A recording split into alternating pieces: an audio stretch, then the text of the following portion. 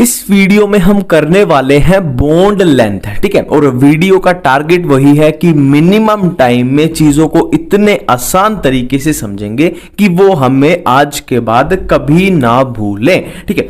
अब देखो, जो बॉन्ड लेंथ होगी वो 4 फैक्टर्स पे यहां डिपेंड करेगी। पहला फैक्टर होगा number of bonds, second factor होगा डेल्टा ईएन यानी इलेक्ट्रोनेगेटिविटी का डिफरेंस, थर्ड फैक्टर होगा परसेंटेज एस कैरेक्टर और फोर्थ फैक्टर होगा रेजोनेंस, ठीक है। अब इस पे कैसे डिपेंड करेगी, इस पे कैसे, इस पे कैसे, इस पे कैसे, ये हम बारी बारी से देखेंगे। पहले इसको, फिर इसको, फिर इसको, फिर इसको। तो अपना पहला फैक्टर है नंबर ऑफ बॉन्ड्स, ठीक है। तो bond length number of bonds पे कैसे डिपेंड करती है कि bond length is inversely proportional to number of bonds. इसका एक एग्जांपल देख लेते हैं। For example, carbon carbon single bond, carbon carbon double bond और कार्बन कार्बन ट्रिपल बॉन्ड, ठीक है। अब जितने बॉन्ड्स, नंबर ऑफ बॉन्ड जितने ज्यादा होंगे उतनी बॉन्ड लेंथ क्या है, कम होगी। तो यहां पे नंबर ऑफ बॉन्ड सबसे ज्यादा है तो बॉन्ड लेंथ सबसे कम, यहां पे नंबर ऑफ बॉन्ड सबसे कम है तो बॉन्ड लेंथ हो जाएगी सबसे ज्यादा। अब सेकंड अपना फैक्टर है डेल्टा ईएन, सेकंड अपना फैक्टर है डेल्टा ईएन, ठीक है। तो bond length is inversely proportional to delta EN यानी इलेक्ट्रोनेगेटिविटी का डिफरेंस। इसका एग्जांपल देख लेते हैं। फॉर एग्जांपल देखो, HF है, एक है HCl, एक है HBr, एक है HI, ठीक है। अब यहां पे देखो इलेक्ट्रोनेगेटिविटी का डिफरेंस देख लो सिंपली। देखो फ्लोरीन सबसे ज्यादा इलेक्ट्रोनेगेटिव होगा तो बहुत ही ज्यादा इलेक्ट्रोनेगेटिविटी होती है, तो यहां पे डिफरेंस, यहां पे जो डेल्टा ईएन होगा, डेल्टा ईएन किसका, हाइड्रोजन और फ्लोरीन का, वो सबसे ज्यादा है और HI में डेल्टा ईएन सबसे कम है। तो जहां डेल्टा ईएन सबसे कम होगा वहां बॉन्ड लेंथ होगी सबसे ज्यादा, जहां डेल्टा ईएन सबसे ज्यादा होगा वहां बॉन्ड लेंथ होगी सबसे कम, क्योंकि इनवर्सली प्रोपोर्शनल है। तो ये अपने पास सिंपली ऑर्डर बन जाएगा। नेक्स्ट अपना फैक्टर है percentage S character, percentage S character, ठीक है। इसके भी बॉन्ड लेंथ क्या है, इनवर्सली प्रोपोर्शनल होती है ना, सबके इनवर्सली आ रही है। डेल्टा ईएन के भी क्या थी, इनवर्सली, नंबर ऑफ बॉन्ड के भी इनवर्सली, और परसेंटेज एस कैरेक्टर के भी क्या है, इनवर्सली प्रोपोर्शनल होती है। अब इसका एक बहुत अच्छा एग्जांपल आपको बता देता हूं। देखो, मान लो एक कार्बन कार्बन डबल बॉन्ड, इधर हाइड्रोजन, इधर हाइड्रोजन, इधर हाइड्रोजन, इधर हाइड्रोजन। एक और मॉलिक्यूल मैं यहां बना लेता हूं, ट्रिपल बॉन्ड वाला। ये ट्रिपल बॉन्ड कार्बन और ये हाइड्रोजन, ये हाइड्रोजन, ठीक है। ये अपने पास 2 मॉलिक्यूल बनके तैयार हैं, ठीक है।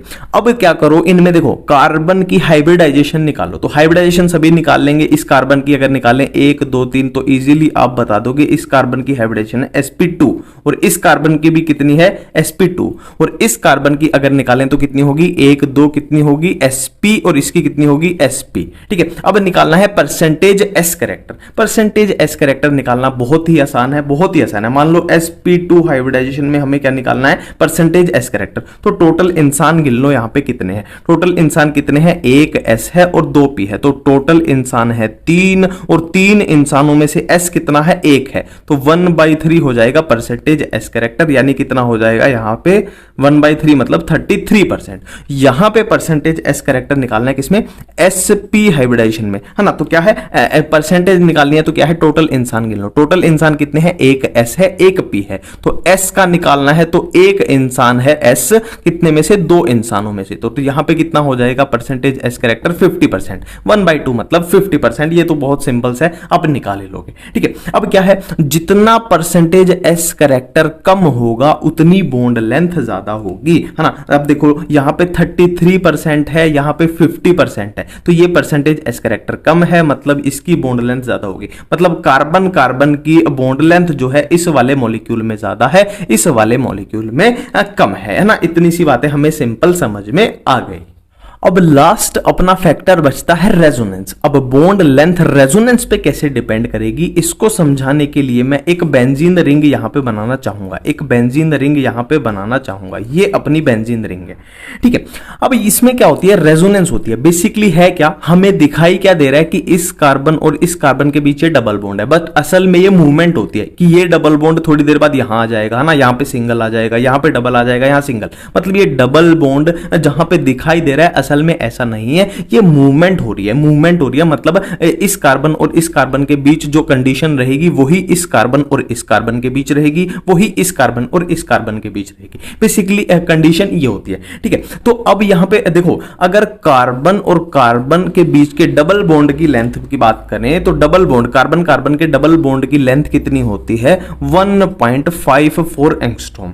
और कार्बन और कार्बन सिंगल बॉन्ड की बात करें तो इसकी लेंथ कितनी होती है, 1.34 एंगस्ट्रॉम, ठीक है। ये 34 एंगस्ट्रॉम ये अपनी स्टैंडर्ड वैल्यू है। तो अगर वो हमसे क्वेश्चन पूछता है कि इस कार्बन और इस कार्बन के बीच की बॉन्ड लेंथ बताओ, तो हम क्या करेंगे, भाग के आंसर दे देंगे कि इसके बीच में तो डबल बॉन्ड है, तो कितनी होगी 1.54 एंगस्ट्रॉम। बट वो बिल्कुल गलत आंसर होगा, क्योंकि मैंने अभी अभी बोला कि इसमें क्या है, मूवमेंट हो रही है, कि यहां पे अभी आपको डबल दिखाई दे रहा है, हो सकता है थोड़ी देर बाद क्या है, यहां पे सिंगल दिखाई देगा, थोड़ी देर बाद फिर से डबल आ जाएगा, फिर से सिंगल दिखाई देगा। तो कहना क्या चाहता है कि पूरी बेंजीन रिंग में किसी भी कार्बन और कार्बन के बीच की अगर बॉन्ड लेंथ पूछ ली जाए तो ना तो वो डबल होगी, ना ही वो सिंगल होगी, वो क्या होगी, डबल और सिंगल के बीच में कहीं आएगी, है ना, इसके और इसके बीच में कहीं आएगी, ना तो पूरे तरीके से ये है, ना पूरे तरीके से ये है। तो ये रेजोनेंस पे कुछ ऐसे डिपेंड करती है।